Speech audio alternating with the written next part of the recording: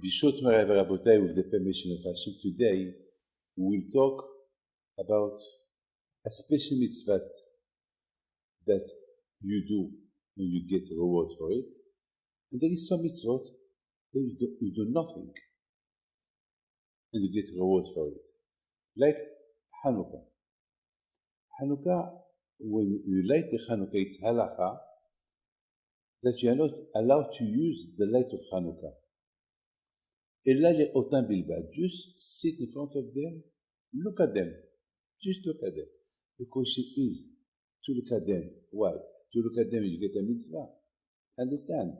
You don't eat hametz. It's a mitzvah. You keep nida. It's a mitzvah. You eat kosher. It's a mitzvah. But just looking without doing nothing. Okay. When you light the Hanukkah, it's a mitzvah. You buy the shemen, it's a mitzvah. But doing nothing, just you look at them, you do a mitzvah. Well, there is a Gemara in Menachot.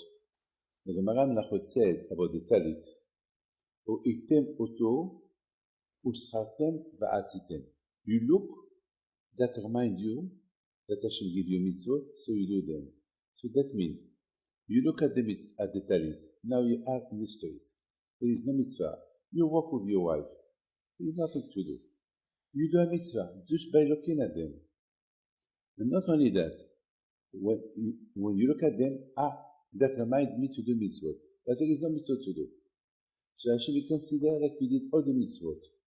So you see, you do a mitzvah without putting money, without investing, without doing no effort. Just, I tell you something else. You have a kippah on your head. I mean, you have a kippah on your head. You have a kippah on your head every second that you walk, there is a mitzvah to do. But the kippah, it's not heavy in my head. The kippah, it's not a work, it's just a clothes. You have something, a piece of material in your head, and you do a mitzvah. There is something that I want to tell you about the talit and the kippah. There is a halacha. You go to the cemetery, you are not allowed to show your talit in front of the graves. You have to keep them. Why? Why? Because the dead people are jealous of you. I never heard dead people jealous. I know people that are alive are jealous, but not dead people. Well, the talit is very special. Why? Because the talit, it's a mitzvah that you do. You have a clothes on your body, and each second you look at it, Hashem consider like you did the whole mitzvot. Can you imagine billions of mitzvot? That means all day that the talit is on your body, billions of mitzvot you are doing. And this makes jealous the dead people. Because the dead people up there, they have no mitzvot to do. There is nothing to do. There is only one thing. What you did here, you get there. What you did not do here, you don't get there. So I had a question. What about the kippah? Why do I not judge for my kippah? I have a kippah in my head. So the dead people should be jealous of me. So why are they not jealous of me? Well, the answer is like this. The Torah don't talk about kippah. It's the rabbis who said kippah is good for Yat Shamayim. But the Torah don't talk about kippah. The Torah talk about talit. The talit, you have talit on you, Hashem consider like we did all mitzvot. So now, what we understand now that without investing nothing, you get a reward. I saw a man. This man, today, you cannot reach him. Today, you cannot talk to him. He become billionaire. He become very rich. But from time to time, he called me. When he called me, I fight him. Why? Because he stopped to put tefillin. He stopped eating kosher. He eat kosher, but comme ci, comme ça.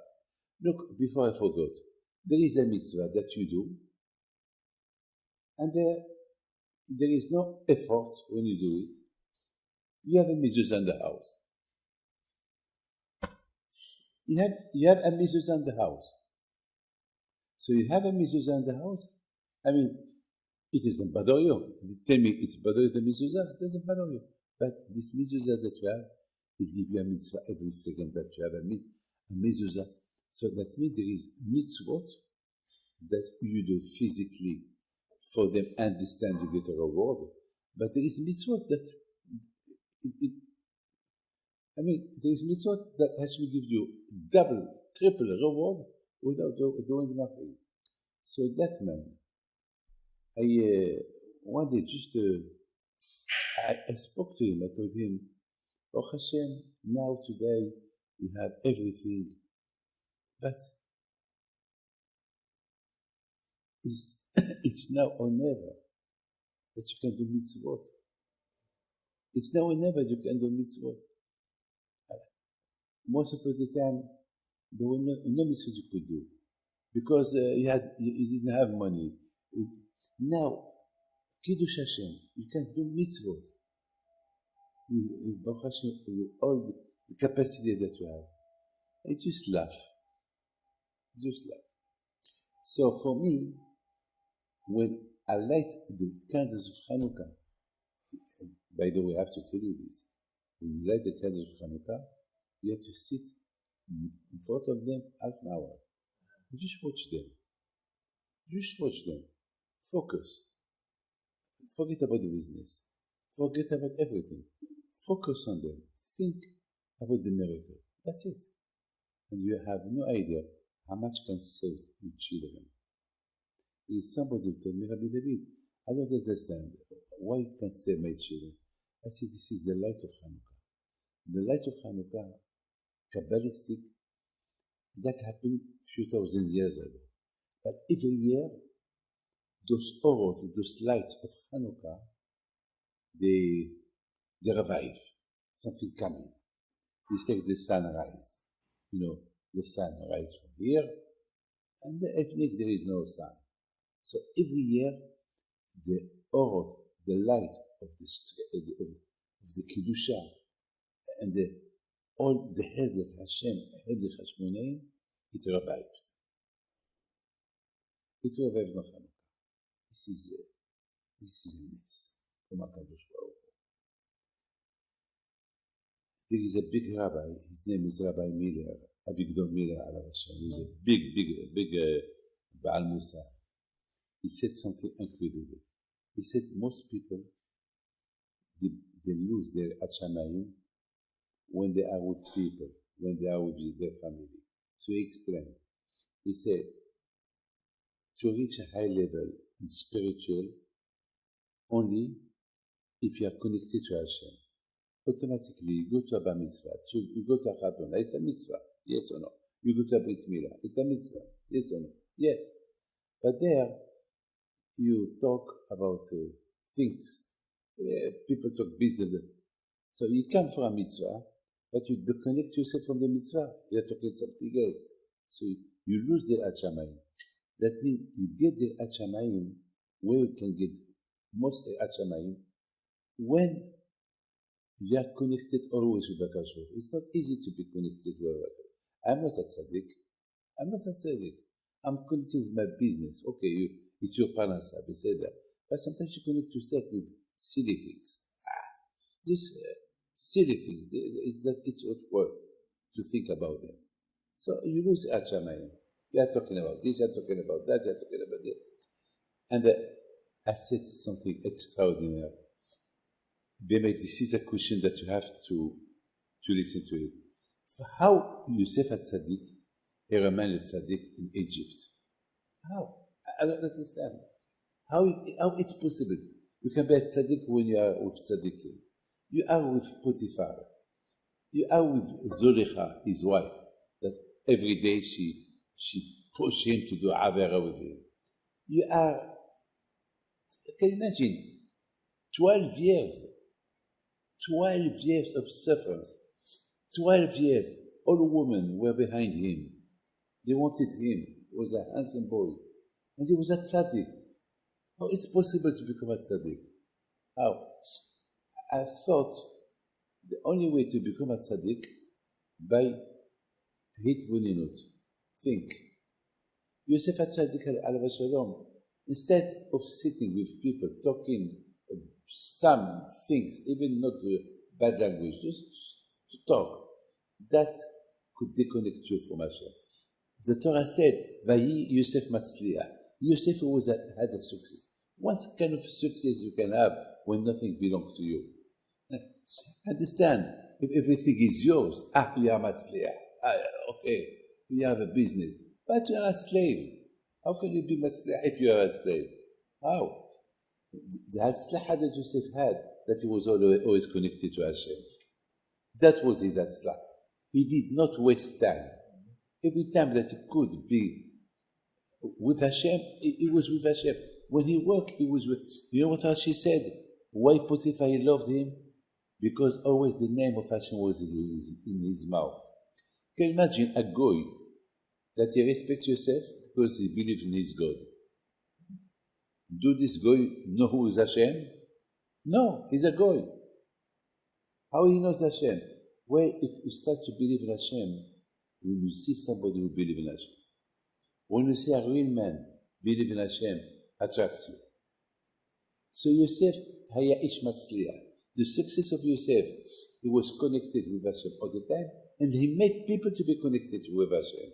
That was the biggest hatzlacha of Yosef HaTzadik. And then what the Torah said? Vayi Hashem et Yosef. And Hashem, he was with Yosef. What that mean? Because Hashem can be with you if you are with him. If you are with Hashem, Hashem is with you. But if you are not with Hashem, Hashem is not with you.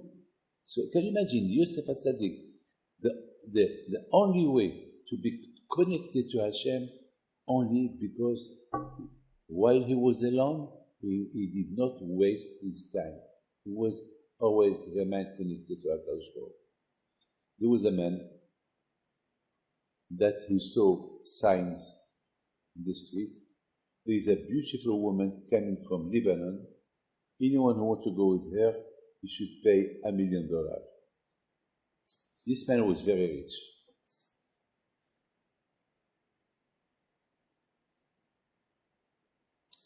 This man was very, very rich.